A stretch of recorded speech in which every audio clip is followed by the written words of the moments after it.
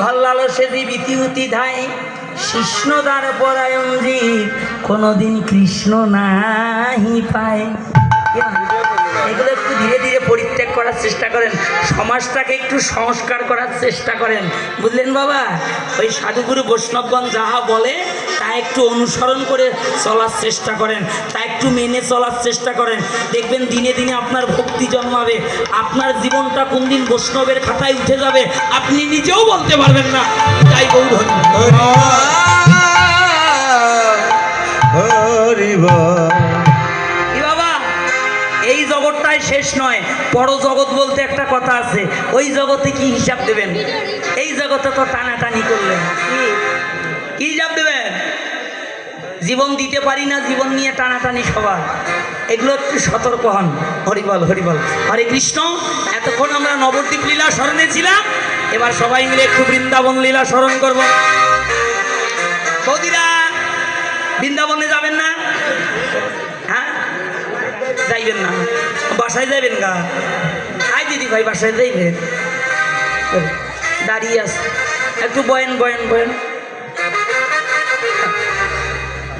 কে কে বাসায় যাবেন হাত তোলেন তো। ও বাসায় যাইবেন? আরে বইয়ের কথা মনে পড়ছে, নতুন বউ বাড়িতে আইছে।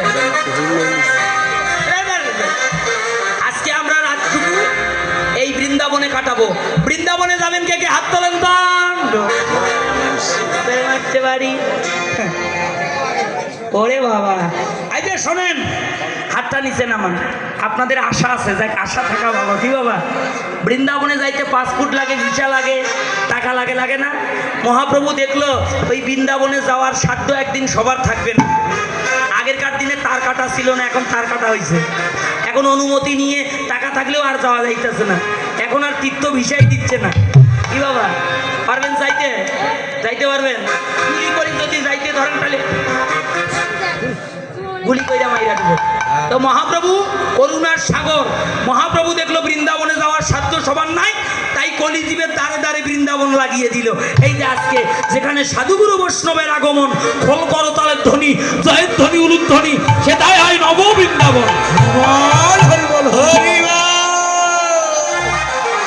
এই বৃন্দাবনে বসে ভগবানের লীলা স্মরণ করেন, একদিন না একদিন ওই বৃন্দাবনে যেতে পারবেন। তাই মায়েরা, দিদি ভাইরা, হাত তোলেন তো, তোলেন হাত।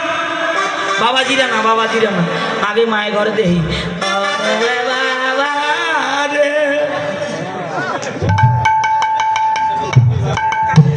মনে হয় বগলের নিচে টাকার পোটলা রাখবে।